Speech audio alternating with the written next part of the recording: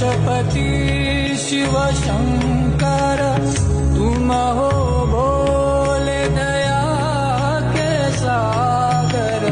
तुम कैलाशपति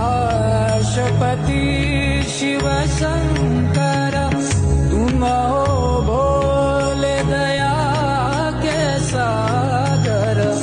दूर करो सब दुख हमारे, दूर करो सब दुख हमारे। शंभो शंकर नमः शिवाय गिरिजा शंकर